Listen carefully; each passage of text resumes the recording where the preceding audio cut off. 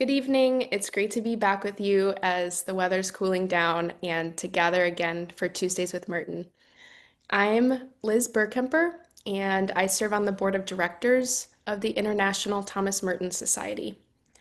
Tuesdays with Merton is presented by the International Thomas Merton Society, or ITMS, and co-sponsored by the Bernardine Center at Catholic Theological Union in Chicago. You can join us for this webinar series on the second Tuesday of every month.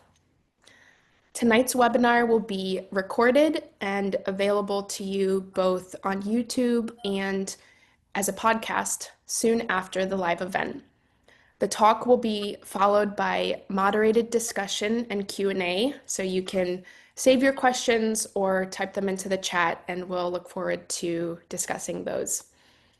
The ITMS has local chapters across the globe, meeting to study Merton's writings and build communities around his interests in spirituality, peacemaking, and interreligious dialogue. You can find out if there's a chapter near you or how to start one at merton.org/ITMS/chapters. This evening, we have with us Mary Somerville, who serves as one of the trustees of the Merton Legacy Trust, as well as coordinator of the Birmingham chapter of the ITMS, to introduce the work of the Birmingham chapter. Mary? Thank you so much. I believe that we have something unusual but timely in our Birmingham, Alabama Thomas Merton Study Group, a lively assemblage located in an independent senior living facility called Town Village. Due to people on rollators or with mobility issues, we recently moved from my apartment to a Town Village meeting room called Creative Arts. It also gives us much more visibility. We gather roughly one Tuesday evening a month to share a Merton book, food, wine, and fellowship with people who have become dear friends. I share information gleaned from my experience, to which you recently referred, as one of the 3 Merton Legacy trustees, along with Peggy Fox and David Golombowski.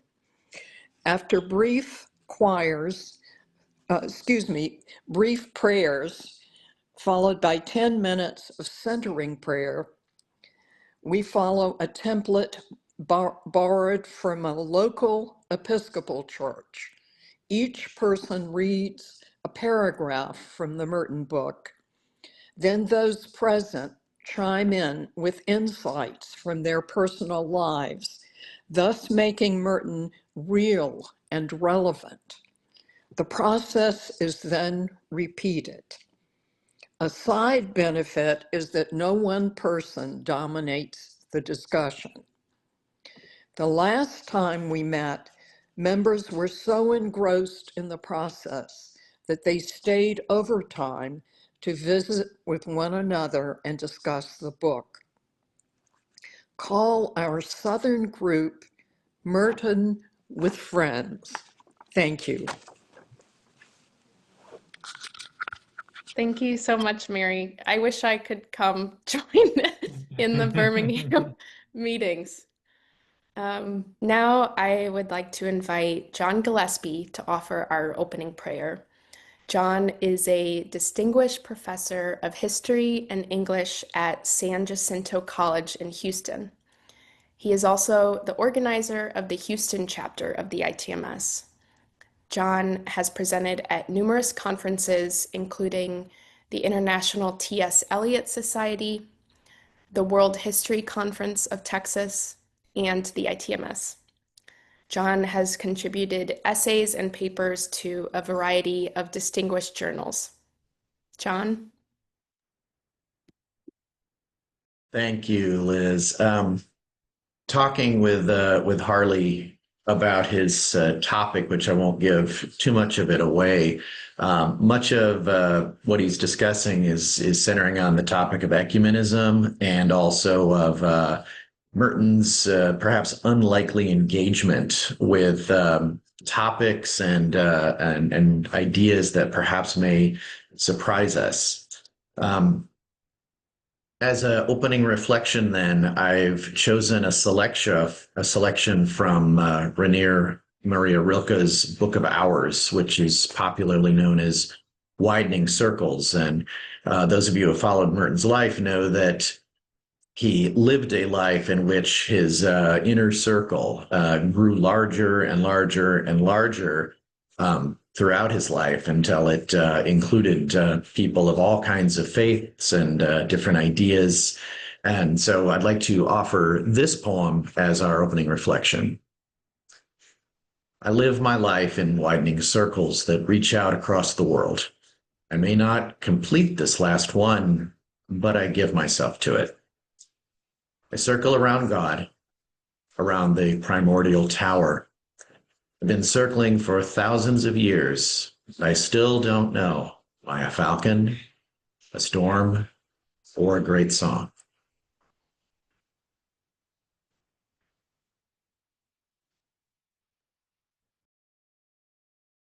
Thank you so much, John, for setting us up for the evening. Now it is my honor to introduce our speaker for the evening, Harley Matthews. Harley lives in Victoria, Texas, and is a provisional elder in the United Methodist Church. Harley was a Daggy Scholar at the 2023 ITMS conference. He is a graduate of Louisville Presbyterian Theological Seminary and holds both a Master of Divinity and a Master of Arts in Religion. His MAR thesis was titled Thomas Merton, a Spiritual Companion for United Methodists Today. Harley also hosts Monastery Podcast, which explores the intersections of contemplation and hardcore. He is married to the contemplative, creative Amanda and is a new dad. Here is Harley Matthews on Merton and the Protestant tradition. Harley.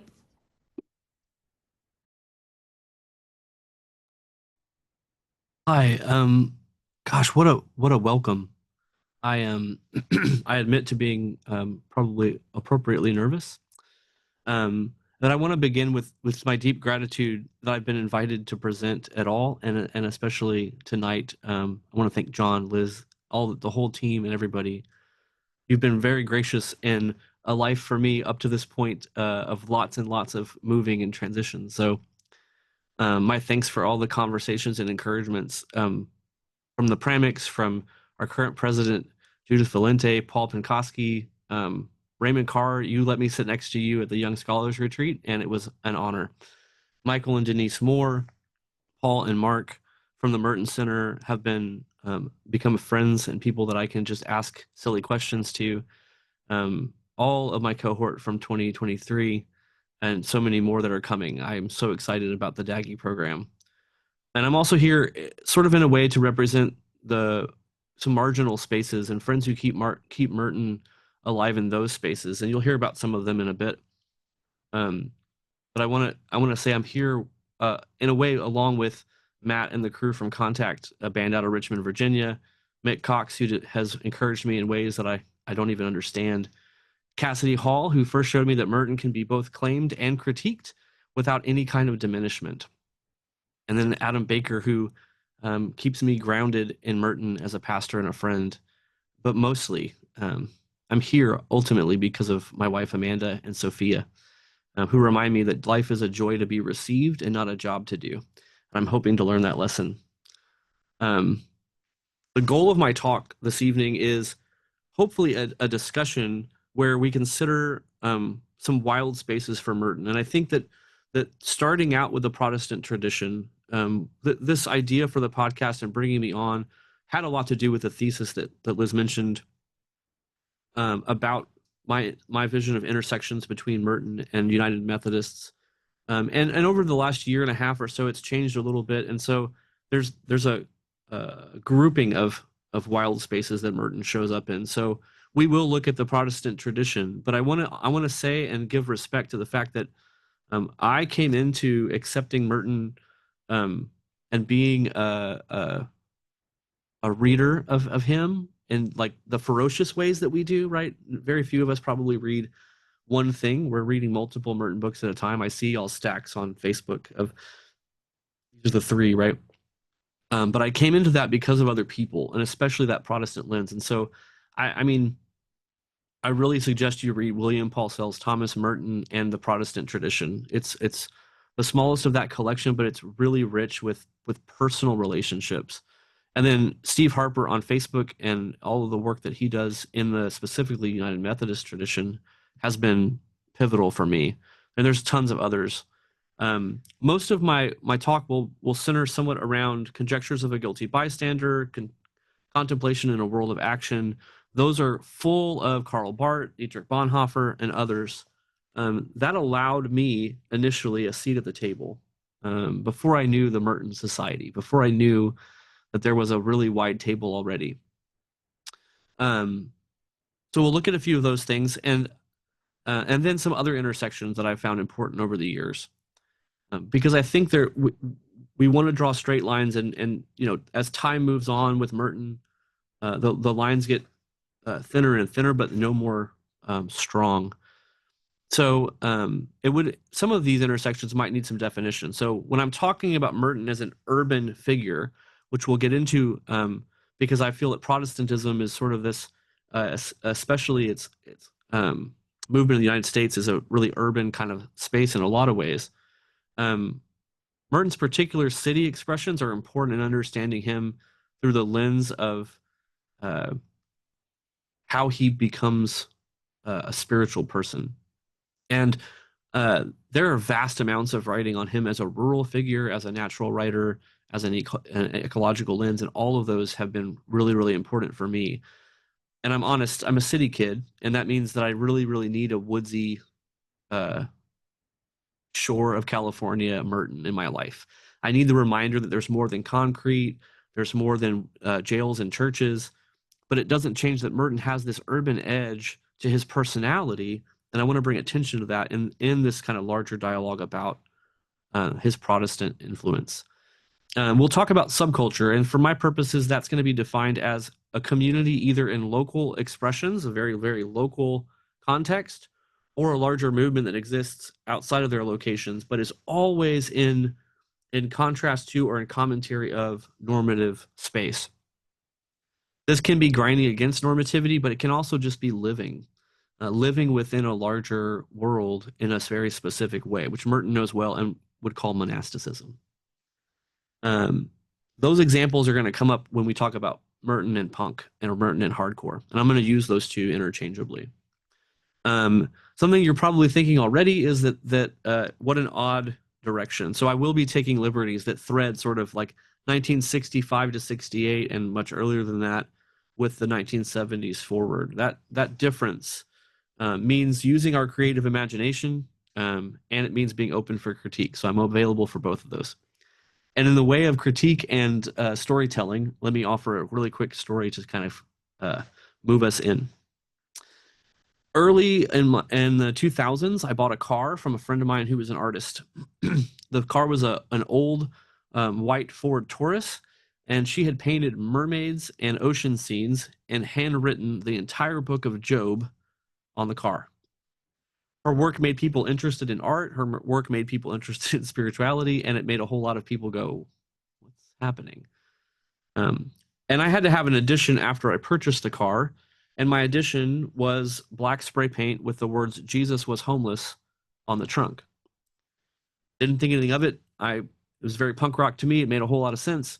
And the same year, a pop-up squatter bookstore opened in downtown Corpus Christi, Texas. I went in, bought some books, got to talking to these young people that had opened this bookstore. One of the guys behind the sort of kind of quasi desk where they took the cash for the book says, "Oh, you're that Jesus was homeless car guy." We connected immediately, and I still know some of those people that were from that shop.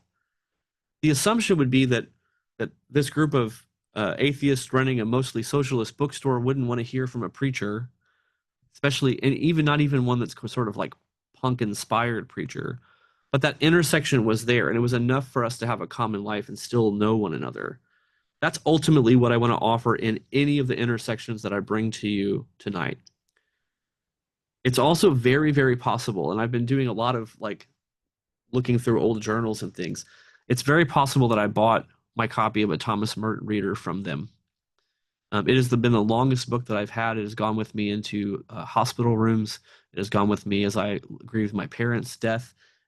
Goes to with me on every flight that I take. And it was probably because of just walking in and being available to a conversation and finding an intersection where I otherwise wouldn't. So, Protestantism. The intention, I want to talk about Protestant projects. And there's a reason that I use the language projects. This intentional language is meant to evoke the reality that early Protestantism was an experiment. In my own tradition, United Methodism, the Wesleyan tradition, though it has lots of anti-Catholicism, I was just talking with a person on staff with me about that. It's real, and Wesley is rightly judged on all of that. At the same time, he knew there was a sort of experimental, holy living kind of life that he was trying to live. Ultimately, his wish was within the larger church, rather than some other tributary of things. So that's sort of the way that I'm looking at Protestantism, is its intention. The language of project also evokes a sort of temporal nature, and that's important to the conversation, how I understand Merton's access and friendship with Protestants. It's a project. Like any art, all canvases are eventually covered up, and our spirituality that seeks false permanence is misplaced. Merton's regularly quoted false self versus true self, right? This is where that comes in. Merton was a sort of odd genius in this way, and I find that I think I agree with Dr. Glenn Henson, who spoke about Merton deepening his own practice while extending his reach outward at the same time, this sort of both and lifestyle. And I think that works well with John Wesley, who talked about there is no religion but social religion. So the goal of Protestantism for Merton, what he brings to those of us in that tradition, is not a recorrection or a spinning out, but literally a deepening the tradition while extending your reach. Often, you're reaching out to theologians that you otherwise wouldn't have because of this both and kind of posture. In preparation for this podcast, which has been, I've known about this for a while, and the world has sort of changed. We become more and more aware, and I want this is what has pivoted for me from the original writing of this, and I hope this comes up in dialogue because it's important. I am fearful of being too general about Merton and Protestants. I think the gift of him being constantly intersecting and studying and reading up, not just the greats, right? Our like big two, Barth and Bonhoeffer, but making friendships with Glenn Henson, making friendships with others is the answer to what we've seen as a militarized evangelicalism and this Christian nationalism that is so prevalent in a lot of non-mainstream, but also in some mainstream Protestant spaces. So Merton suggests in a lot of his work and his later work that Christianity will become almost exclusively marginal because of the rise of secularism, and it didn't happen. His expectation was that we would become marginal, and that would answer a lot of the need for this experimental Protestant monastic work like the Taizé community and others that he'd seen.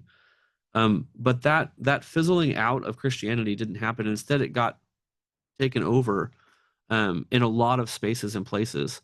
So I wonder if his efforts to understand Protestants and to see them investigating and experiencing their own versions of holy living or monastic life might be the intersection that we look at in the specific time that we're in, where we see this kind of rise of militarized religion. The question that could be important for us is, in the face of armed Protestantism that finds spiritual language to justify nationalism, what does it mean as religious or non-religious people, urban space folk or rural folk, normative or those of us with a subcultural bent, that we are marginal in our posture to the world? Not that we demand to be marginal in physical ways, but our posture towards the world is one that is marginal. What does it mean that in Merton we find solidarity with the margins, while many of us have the opportunity and privilege to speak out and to directly influence spaces of power? This is the juxtaposition of Merton and his call toward Protestant responsibility. How might being marginal in Merton's assessment be both a choice and a requirement then for today's Christian? He states in Contemplation in a World of Action, quote, "The monks have been under fire from critics outside the monastic orders. Many have openly questioned the right of the monastic orders to continue its existence. It's a bit ironic to see when Protestants themselves have begun to rediscover monastic values, the Lutheran arguments against monasticism have been adopted and turned against monks by Catholic publicists. Thus, the essence of the monastic life itself is attacked, as if the very nature of monasticism made all renewal and adaptation to the present needs of the church impossible." In Faith and Violence and Conjectures of a Guilty Bystander, we see these piles and piles of quotes from Karl Barth and Bonhoeffer, as I've already mentioned. And then beyond that, it's important to realize that a huge part of when I look at Merton, I see his friendships that are not um, physical, right? We're on Zoom space, right? So beyond the physical relationship, I think Merton could be understood to be friends with Martin Luther King Jr. That correspondence was important. Him writing to Coretta immediately afterwards, taking Martin Luther King with him into to communion with him later, and then the written word relationship with John Lewis. John Lewis mentioned Merton's work in written words and at the Pettus Bridge over and over again until he passed. His peacemaking retreat, which is written so well about by Gordon Oyer, identifies a group that included all sorts of Protestants, some within my own tradition, like Elbert Jean, who was a United Methodist pastor during integration of schools and suffered greatly from supporting that in many ways. So I wonder today if the collaboration between Protestants and Catholics has developed on specific points rather than shared community and relationships. What I mean by this is I hope you hear the potential for unity that goes beyond specific causes where we get together to have to do some work and goes more into the unity that we've already that Merton calls us to, that says doesn't just call it to us like we don't know it's there. He says that we are already one. That really famous line in the Asian Journal Appendix. Merton identifies himself. This oneness isn't an individual oneness, but it's a collective. It's a collective within God. His theology is very important there, but it's also a collective with humanity. He identifies himself as, quote, a strange person, a specific person, a marginal person. He then identifies himself with anyone who's marginal on purpose. That's the most obvious group in his context, of course, are the hippies. So just before the Asian Journal, though, Merton was speaking with groups on his journey to Asia, and he mentions jazz artists. David Ordericio's Thomas Merton in California is great for this. It's great for a lot of reasons, but I love all the little tidbits of talking about the margins and music. It opens up this because it's in dialogue and comfortable, this part of David's book. He mentions this record he was never able to hear by Pharoah Sanders. He had ordered it. He went to Asia, and of course, we all know he didn't return. And then he talks about John Coltrane's Ascension. The influences of Merton, we all know, those of us that have kind of are on in this world are super wide, and that's the gift to Protestants. So Merton and the Protestant tradition, I think Protestants in our best selves are stretching out further and further and further and looking for ways that we can be united rather than just complementary to one another. This takes humility. This takes theological understanding, and it also takes the simplicity of the deep simplicity, but joy of sitting and being together. So that's some of my take on Merton and Protestantism. And again, there's so much research that's already been done that is well worth looking into. But speaking of Coltrane and Pharoah Sanders, it's a good place to move towards the intersections of punk and hardcore. But I want to talk about Merton as an urban figure for a moment. And I recognize that this is right after a conference that focuses mainly on him as woods, shore, desert kind of figure.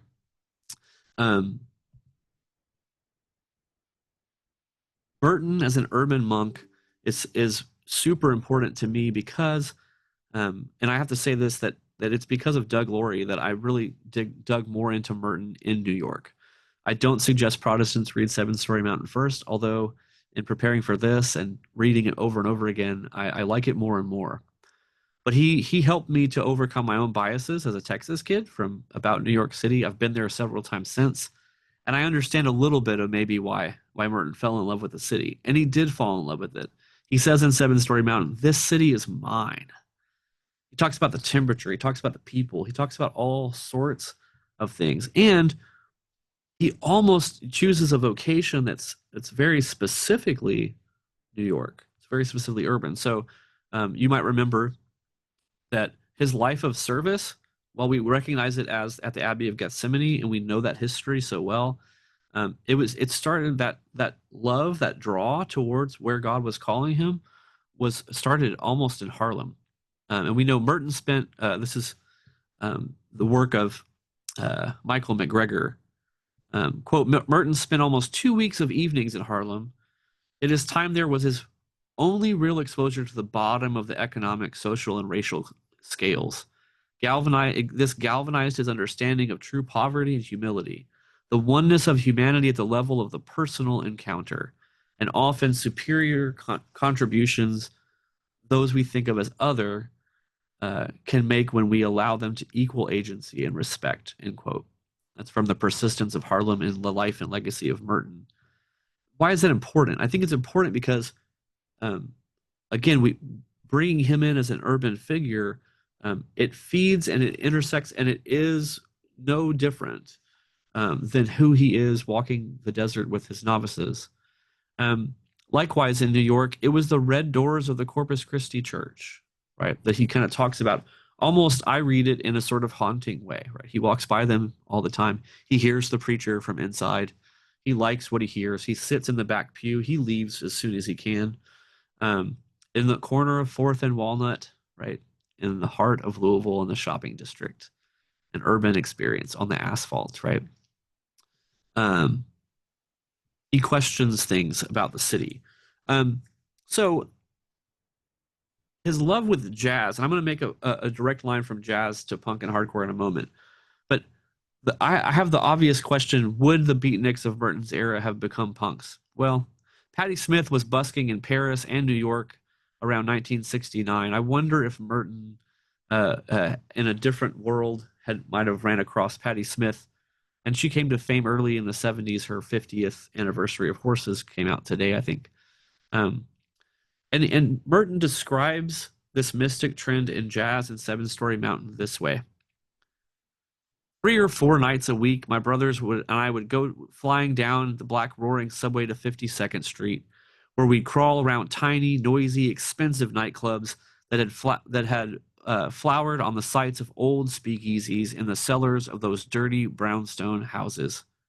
There we would sit for hours, packed in those dark rooms, shoulder to shoulder with lots of surly strangers and their girls, while the whole place rocked and surged with the storms of jazz. There was no room to dance. We just huddled there between the blue walls, shoulder to shoulder and elbow to elbow, crouching and deafened and taciturn.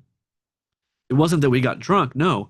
It was this strange business of sitting in a room full of people and drinking without much speech, and letting yourself be deafened by the jazz that throbbed through the whole sea of bodies, binding them all together in a kind of fluid medium. It was a strange animal travesty of mysticism, sitting in those booming rooms with the noise pouring through you and the rhythm jumping and throbbing in the marrow of your bones. The Jazz has a direct line to hardcore and punk. And if you know the band Bad Brains, it's probably one of the biggest five most influential bands in the 1980s in that subculture. But they started out as a band called Mind Power in the late 70s, and it was a jazz fusion band. The way I see this is the risk of keeping mystical language in only religious containers is that it limits the wideness and perhaps the wildness of its reach. Merton didn't let that happen. He describes this as, yes, not the religious mysticism that he looked for, not Catholic mysticism that he would be a teacher of to many of us, not Protestant mysticism that is still being was being worked out by lots of Protestants of his time. It was the jazz club. It was elbow to elbow. At some point, there was not just him, it was all of them together. Think, too, about how Merton describes his own baptism. He describes his baptism at Corpus Christi Church as a gravitational pull into God's self.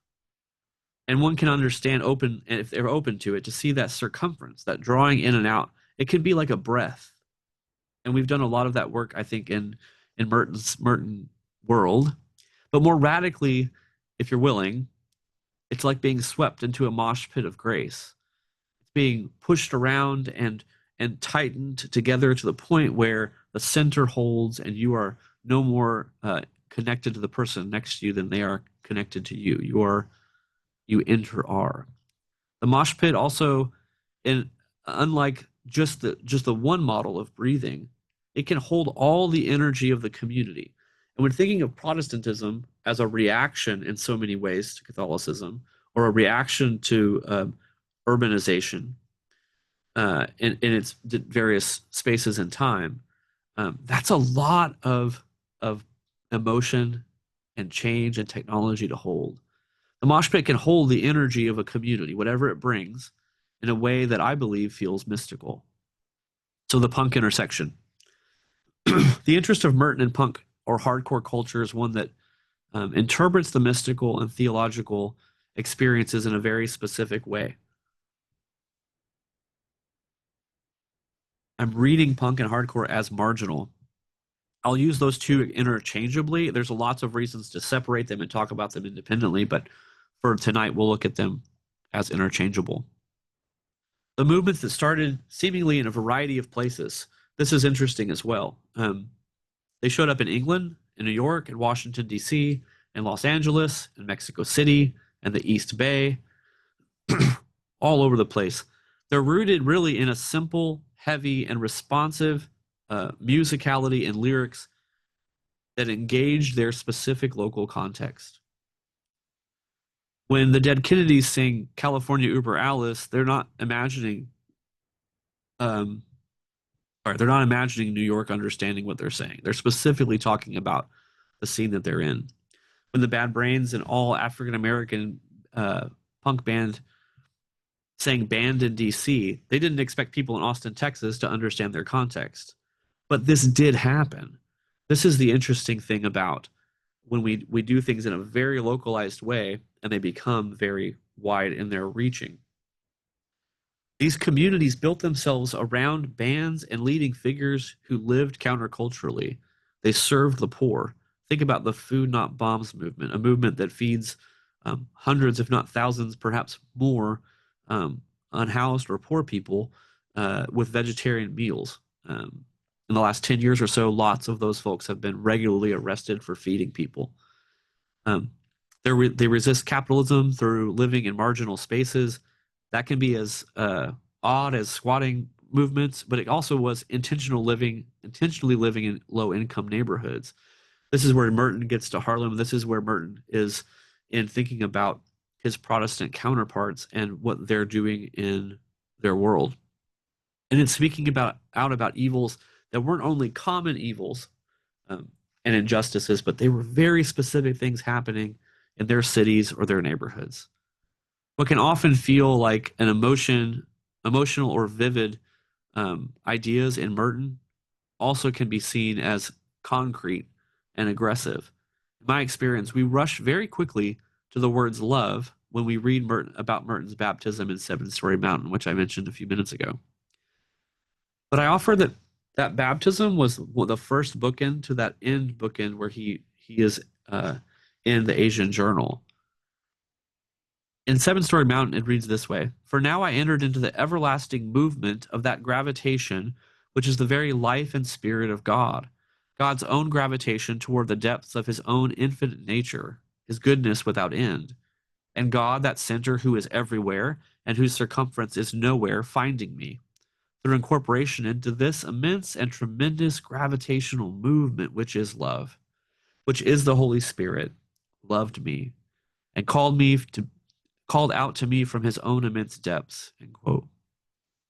This baptism, we talk about in Wesleyan words, to remember your baptism. Merton remembers his baptism in Asia when he's barefooted in front of the Buddha, and it says he was jerked clean from himself. This is the Godhead rushing and pulling and pushing. This is why I use the language of mosh pit a lot quicker than I would use a language of softness. But that is also part of the transformation of the mystical life. Punk was for years simply seen as a response to hippie culture and music. This was accepted because binary views of the sound. While it's not difficult to find an all-white male band in normative spaces of punk, studies recently have looked at their earlier roots, and it's becoming more and more realized that punk and hardcore movements have served much more in the roots of marginalized spaces than we expected. The response to this music by folks from the 60s and 70s often was anti the sound, right? Which is an irony that we kind of constantly do that. If you think back to what we said in the beginning, Merton found it terrible that there was a resistance against monasticism using Lutheran terms by Catholic spaces. So there's this sort of cycle as new things come about. There's a resistance to that. The interesting thing about resistance in subculture spaces, and this is what I think is the gift going back to Merton and Protestantism, in a marginal sense, the existence on the margins allows normative culture to do all that it's going to do. It's going to resist and fight and say a whole lot of horrible things, but it's not feared by those spaces when we live in a marginal way. In fact, it's a monastery for them. The margins are sacred space. Merton studied and talked later in life about wanting to visit the Taizé community on his way back from Asia. The goal of, I think, what Merton identifies in Barton Bonhoeffer and some of the areas of Protestantism that I can say also work really well with looking at the intersection of punk is the goal is to not replicate. Now, this has happened, of course. It's important to remember that replication it's always going to happen in social experiments, but the goal of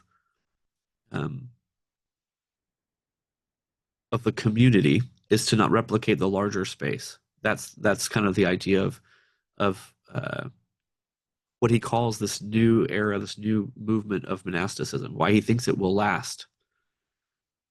Recently in New York, there was a CBGB festival, and the band Scowl, it's a new band, was asked what the next phase of hardcore needed. Not what they wanted, not what they offered, but what they needed. Their reply was a single word: softness. The days of replicating the attitudes of tough guy movements aren't just over. Bands will continue to do those things, but it's not enough to condemn it. They were making the next thing, not as a comment to the old original spaces, but as a genuine expression of where they're at, what the life and the community needed. I think Merton recognized that in Protestantism too. It was less about anti-ness, and it was more about how can we live within this world and do the work that the Spirit is calling to. Merton later goes on to specify the need of monasticism that I think Scal identifies as the need for a future in the hardcore scene. Speaking of monasticism, he says, authentic renewal is going to demand a great deal of variety and originality in experimentation. From contemplation in a world of action. When looking at subcultures, the lack of experimentation means it's married to its own death and there's no hope of a resurrection. So before I close, it's important to mention that this intersection already has space in Merton's studies. I'm not the beginning of the thoughts about Merton and marginal musicians or whatnot, or Protestantism. The collaborative group French Style Furs produced their first album entirely based on Merton's poems. Uh, the singer literally went in with the selected poems of Thomas Merton, and that was the text. That was the text for the record. It was like a hymn book for this band. The band Contact from Richmond, Virginia, um, it's so influenced by Merton that his audio clips are on their songs. They use voice samples, and their record, which you can see behind me, is at the Thomas Merton Center in Louisville, Kentucky. Hugely grateful to Paul and Mark Mead for getting that achieved. In talks with the band, multiple members see that intersection between the words of Merton and the spirit of hardcore as a needed intersection. It's a call back to the contemplative. Merton saw value in the Protestant experiment, in marginal music, and the intentionality of what I believe would be eventually called punk and hardcore. Each of these groups, each of these intersections has something to offer the academy. It has people. It's something to offer the people in our pews or our classrooms or in our living facilities. So may we not avoid experimentation. May we seek out wisdom where we find it, on urban street corners and in the woods and along the shores of the Gulf of Mexico. And may we let ourselves live in what Merton identifies as the risk of the marginal, so that the gravitational pull towards love, as we remember that we are one, we're also shining like the sun, and we are elbow to elbow, letting God flow through us no matter how far we think we're separated. I appreciate your time, and I look forward to our dialogue.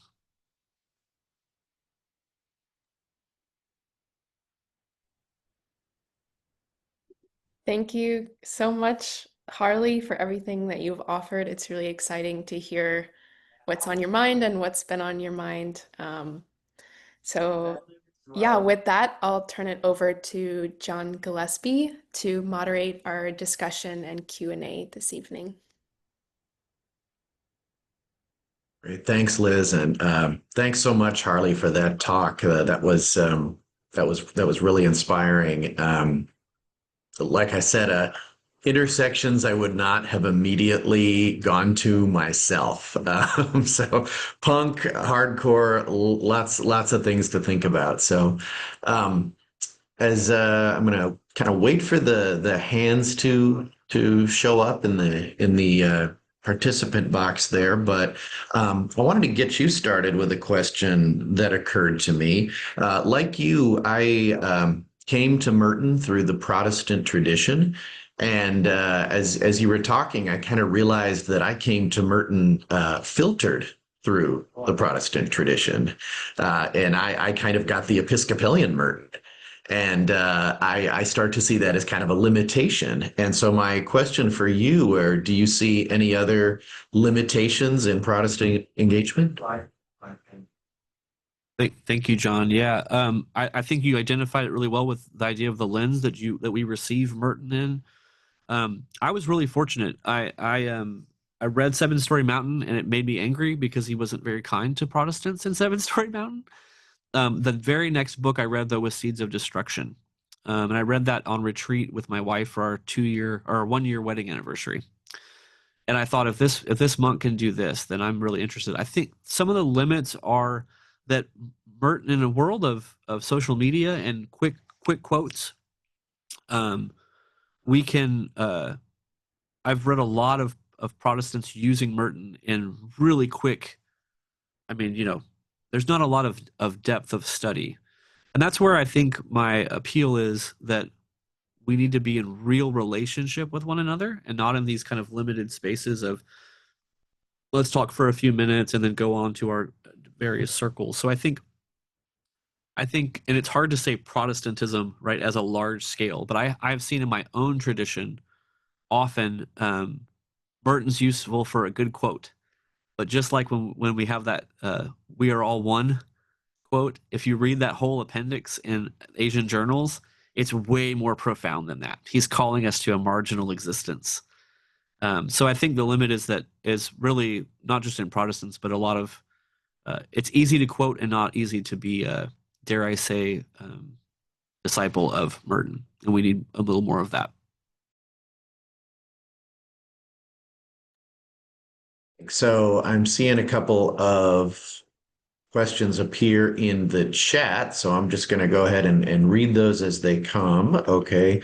Geraldo, James Holloway and Will Campbell and others from the seminary in Louisville visited Thomas Merton in the Hermitage, and Merton interacted with the faculty at the seminary. This interaction in the Deep South represented an unusual melding of the Catholic Holy Land in Kentucky at the Golden Buckle of the Bible Belt. Can you comment at all on the, sorry, I kind of lose the ecumenical interaction between Thomas Merton, Campbell Holloway, and the faculty and staff on the Baptist Seminary? I have to remember to keep unmuting myself. I don't know. I'm not super familiar with Holloway themselves, but at the Baptist Seminary, the two largest seminaries that would visit Merton regularly was a Methodist school and the Baptist Seminary in Louisville. Glenn Henson is the biggest name in that sense, and the ecumenical work there is profound. I mean, I don't know if Protestant spaces would have as much Merton if it wasn't for those visitations by students. I really don't. I think it changed Glenn Henson's life, literally. When the story goes that when one of the students sort of sarcastically said, you seem like a smart guy, Father Lewis. What are you doing here? And the Merton kind of smiles in his good grin that he always has, and he says, "I'm here because my life is for prayer, that I'm devoted to prayer." And Glenn Henson was like, "I've never heard that. I didn't know that was an option," sort of, and he kind of becomes this ecumenical, in my view, for Protestants at least, giant. So yeah, I think the visiting of students, the visiting of professors, the traveling to Louisville, having Louisville be, as you said, sort of a Catholic pilgrimage for Protestants, especially in the fire of the 1960s, all of the fires that are seemingly, and I won't get too much of this, seemingly familiar, more familiar now. We can learn a lot from that ecumenical reach. And having mentors, having good mentors, I think that's a big part of it too. Because you'll notice that if you visited him, there's probably multiple letters in his journals, right? Very few visited and never wrote, even if they wrote, and said I didn't like it. So I hope that's helpful.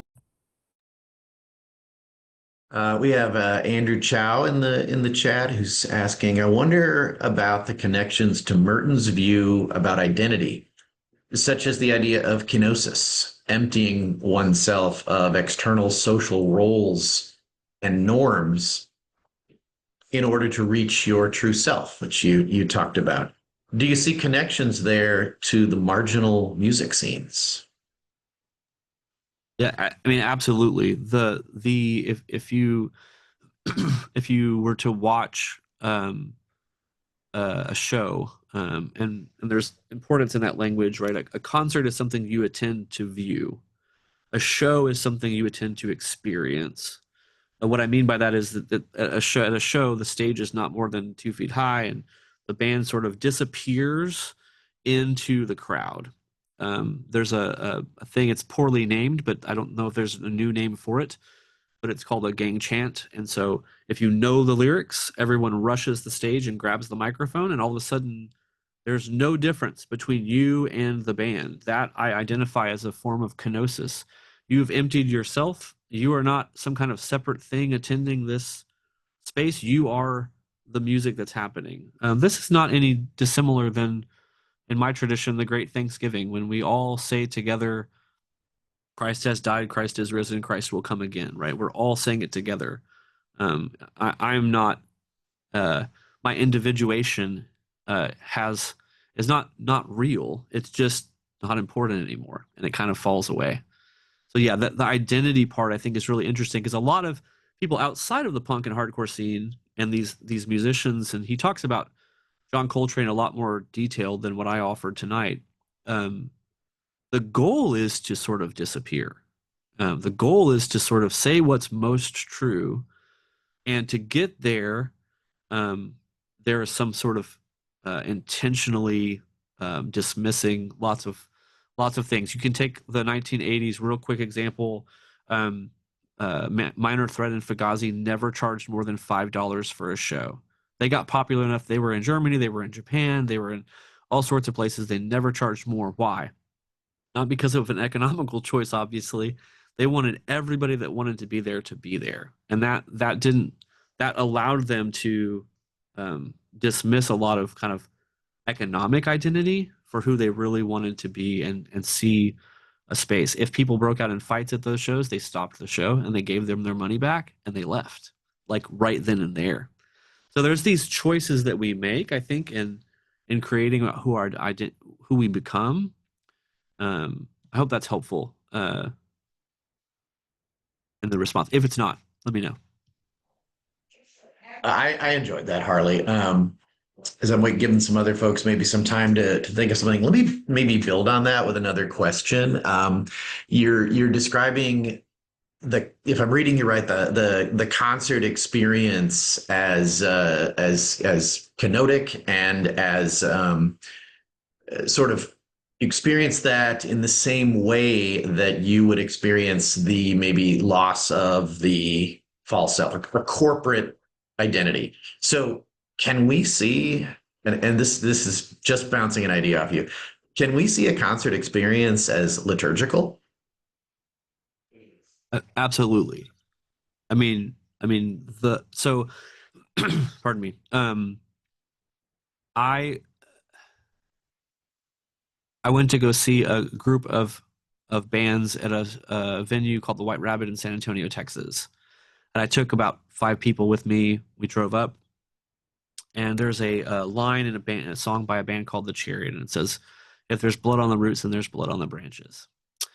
And I looked around the room, and you have people kneeling and singing this song. Like, you have people pushing each other around in like the pit. You have people crying. You have people um, standing on top of each other. I mean, there's this, but in all, everyone is singing the same 6 or 7 words, right? Um, there's a gathering of people. There's a processing to the front. There is a fleshiness of that, and there's also this kind of spiritual um, that gets lost when it becomes normative and big, like really big. I've been to big shows, big concerts where there's mosh pits and things, and there's just not a connectivity. So it really does need to be small. It really does need to be kind of kept in that way. That grinds against the idea of a sort of evangelical mega religious experience because you can disappear in the improper way, right? You can keep your false self and disappear out the back door like Merton did in the Corpus Christi Cathedral at first. And then he gave himself over to the gravitational pull. He gave himself over to this this radical pulling himself into the center. So yeah, I absolutely believe concert experiences, not all concert experiences, but I believe that they are liturgical spaces. Contact, when I saw them in Indiana, lit incense and they put on the loudspeakers. Um, I'm not going to remember the song, but a chant from the 1960s peacemaking movement. They let that run the whole way, and they waited till it was over, and then they started their set. And people were overwhelmed by it. They didn't know what to do with it, and they had to respond to it. So yeah, I think it absolutely can be. Thank you for that. Next part of the question. So that is fascinating because I've made that connection myself. But you expressed it better than I did. So Geraldo put in the chat. You also mentioned Gordon Eyer's book. Can you comment on the Protestant participant in Merton's November 1964 retreat given to peace activists at Gethsemane? I'm trying to get the whole thing. And okay, Gethsemane that included Baynard Rustin, A.J. Must, and John Howard Yoder, famous non-Catholic peace activists.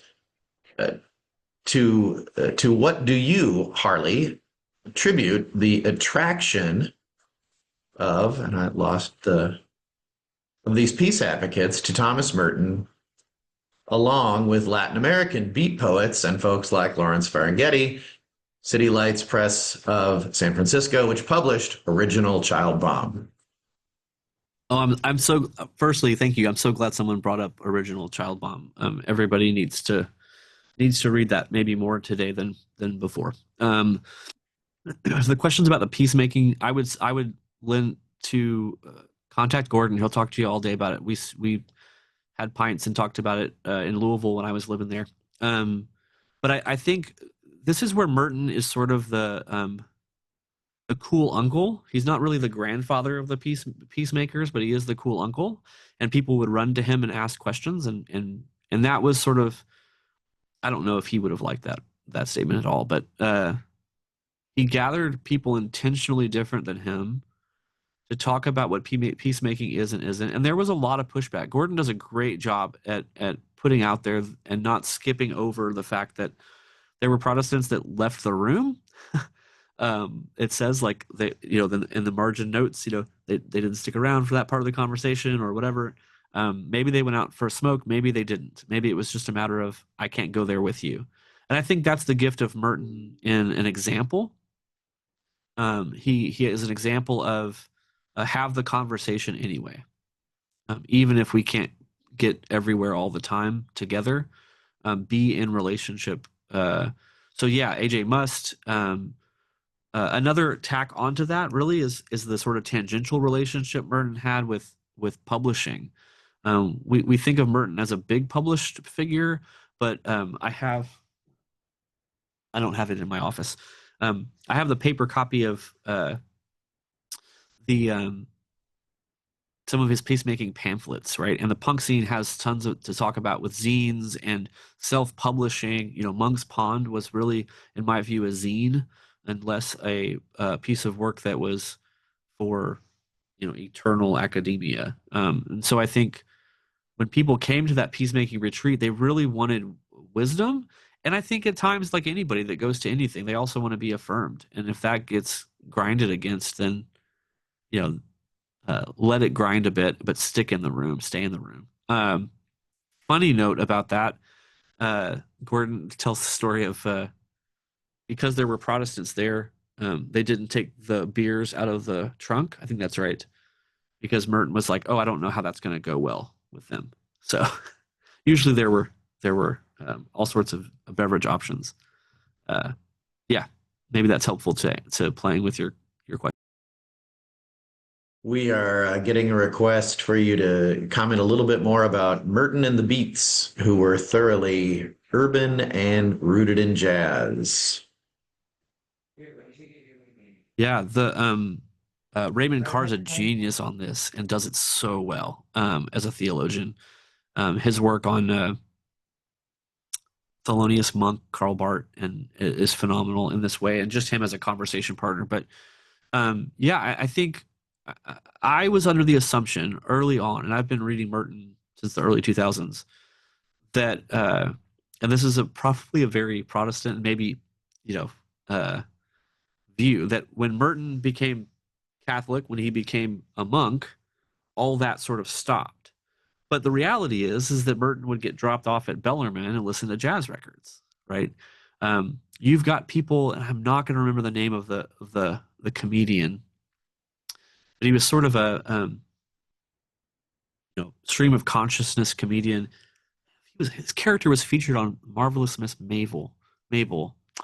Anyway, he basically comments on Merton regularly. And he has this whole bit about what's this guy, this monk in the woods, talking about all of these things. So I think Merton's relationship to the beat culture didn't change. We know he knew of Joan Baez. He was a huge Bob Dylan fan. There's a great book on Merton's Monk's record player.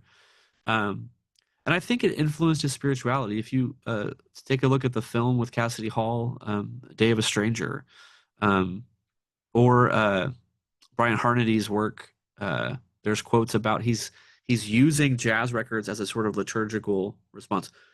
Instead of saying, I'm going to say what's happening in the Black experience of the 1960s, here's a record talking about it. I'm going to let that speak to me, and I'm going to let it work itself in me, and I'm going to respond if I need to. He says in that recording, that audio recording in the Hermitage, I may say nothing.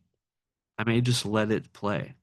And that's a really interesting take too. What if we just let things do their work without having to always respond? But yeah, had his relationship to the beats, his relationship to poets, Robert Lax, folks in I'm gonna forget some of them in South America. Yeah, didn't dissipate, right? It wasn't diminished by his religious experience. All of his religious experiences gave him new and more profound lenses uh, to meet people where they were, including a whole lot of Protestants. Paul has just put one in the chat. Eric Martin taught Merton's work on nonviolence to his students in the university anti-war encampment. This is certainly Merton on the margins, both physically and in terms of audience. Is this what we need him to do? Intentionally take him to the margins? I'm going to say, what a blessing it is to have Mary Somerville speak to where she's at. Um, do not hear me say the margins have to have tattoos and piercings and sit in venues underneath brownstones. The margins are also places that we often ignore, folks, like retirement facilities, like independent living, like uh, not just poor neighborhoods. In some ways, there's a marginality to the loneliness of massive wealth, right? What would it be like to take Merton to um, all one kind of I went to a seminary that was on a hill in Louisville, Kentucky, with some of the most wealthiest people in my circle around it. I see Mary's on the call too, and that was hard because we were a very progressive, very inclusive space um, in the gate. So, with what would have happened if we had brought Merton and this kind of marginal thing to our actual neighbors? That's a good question. And I think, Paul, you're identifying what is our task. And yeah, I think whatever our context is, if we bring Merton to the margins, I think we'll meet Merton there. That's the interesting thing to me. I thought I was going to go and, be able to share Merton with some people. And then you get someone like Mick Cox from the band Zayo, who's a foundational band in the world that I grew up in and live in, the bass player for this band, and he loves Merton. And I'm like, oh my gosh, we've all already been friends, and we didn't even know it. So I think both take him there and be ready to meet Merton where he's already doing work.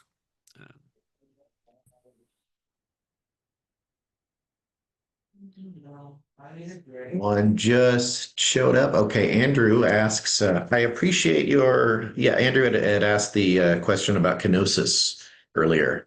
I appreciate your response to my kenosis question.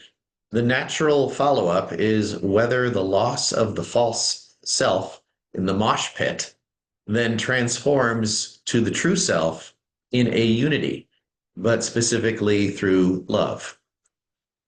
Many people have spiritual experiences and lose themselves in music, but is there a communal transformation through love in those musical scenes? And what does transformation feel like? Oh, I love this question. Oh my gosh. Of course, yes and no. I mean, you can any spiritual high you can find, right? Genuine or disingenuine. Uh, will produce something. And it can be limited, just like spiritual disciplines, right? If I pray daily, it does something different than if I do it sporadically. The question about finding the true self in love, I will say this: love and justice, and love and sharp edges are not distant from one another. So I'm gonna interpret love in a specific way to try to answer your question.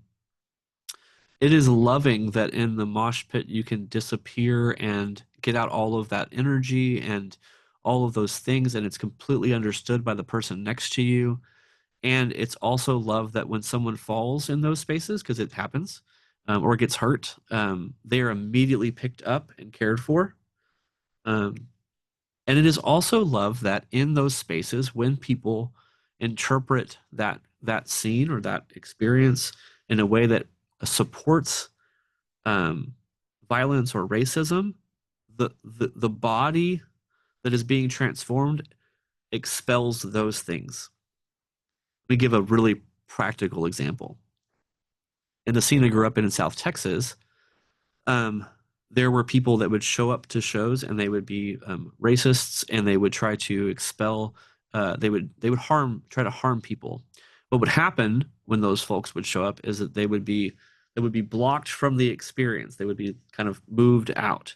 So if we think of the unity of the body, right? If all the people experiencing the concert, the band is not separate from the group or the people listening, it's all one thing. There are things that we don't accept within our body, right? We don't accept, and but we do not let them not have the opportunity for transformation, right? So we don't. How am I lost my direction of thought there? The true self that shows up there is this weird thing that happens when sometimes those same people that came to be destructive or cause harm in that experience or in that scene or in that culture become transformed by the body itself, right? So they're like, we don't accept this racism, we don't accept this violence, we don't accept this particular, interpretation. But what we do accept is you, and you can be transformed out of that because we're going to hold you. We're still going to pick you up when you fall, but we're also not going to stand up for that part of you, which is we would call sin. We would say that's not appropriate here. And I've seen that happen in these bodies, right? Whereas, I'm a pastor, right? Um, that's harder work from a pulpit. It's a lot easier to be really clear and really honest in an already, whipping around, moving. I don't know if that's helpful or not. I think the true self can be identified and awakened to in those spaces, but it does take work. It does take to hold on to that self that you're being transformed into, and mentorship. Goes back to the question about the peacemaking retreat, right? Um, I opened my talk with honoring some people in my life because they keep me grounded and they keep me um, asking, am I talking from my true self or am I just talking from the things I enjoy? Yeah, I hope that helps.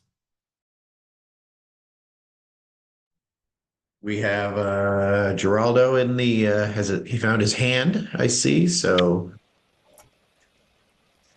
you're free to speak. Thank you. I just unmuted myself. I hope you can hear me okay. Uh, I was interested, Harley, in what you just circled around to being a pastor and in preaching. In your congregation, in mentoring or spiritual direction or preaching or blog posting or in a newsletter or in a bulletin, when you weave Merton into any or all of those social communications and interaction, what kind of response do you get from people who have little or no background or exposure to a Roman Catholic or Roman Catholic spirituality?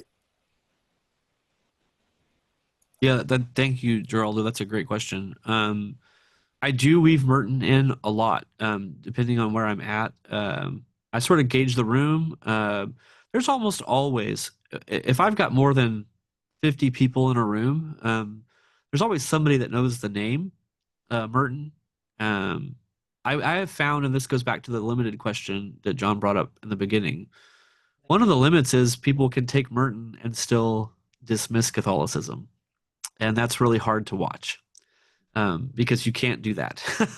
You can't just kind of take one without the other and be honestly looking at Merton. I have found I am back in South Texas from my journey in Louisville for seminary.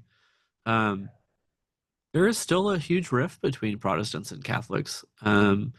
There's also, though I think there's an interest in prayer and devotion and um, disciplines that I think we cannot separate from our from my Catholic siblings. And that's the language that I use. You kind of asked what what I print or talk from sermons and things. I use the language of siblings because I have three younger brothers and we don't always agree on everything. So that's not the point. The point isn't that we agree on everything, but it's that we're still siblings. And so the response I get, I have not had anybody in my congregations um, absolutely outright tell me we don't want to hear anything from any Roman Catholics.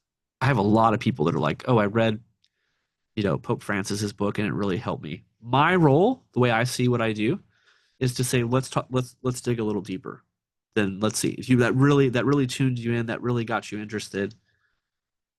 Let's talk about a little bit more about how we're closer than we are separate." That's kind of how I live in that way. I'm fortunate to be in South Texas where I find Catholicism to be in in poor spaces and in spaces that are marginal in their Roman Catholicism to be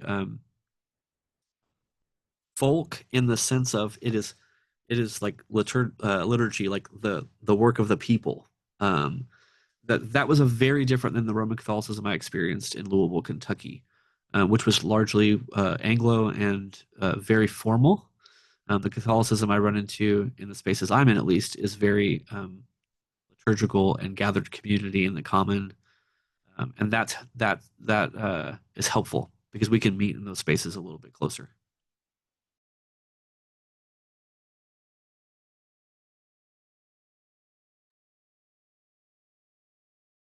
I'm not seeing any more hands raised, and I'm not seeing anybody else in the chat. So anybody else want to jump in there? This may be our last chance.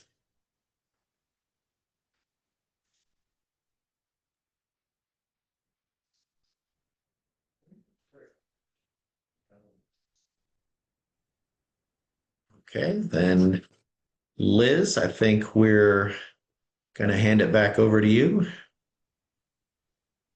Thanks, John. Everyone, please join me in thanking Harley again for his talk and his generosity with sharing his reflections, answering questions, just sharing his work and his passion with us. It's been great, Harley. I would also like you to join me in thanking John Gillespie for offering our opening prayer and moderating discussion and questions this evening. And finally, please join me in thanking Ann Burkemper for providing behind-the-scenes help with this webinar. We hope you'll join us again for Tuesdays with Merton next month when Judith Valente will speak with us on In Their Own Words, the Monks Who Knew Merton.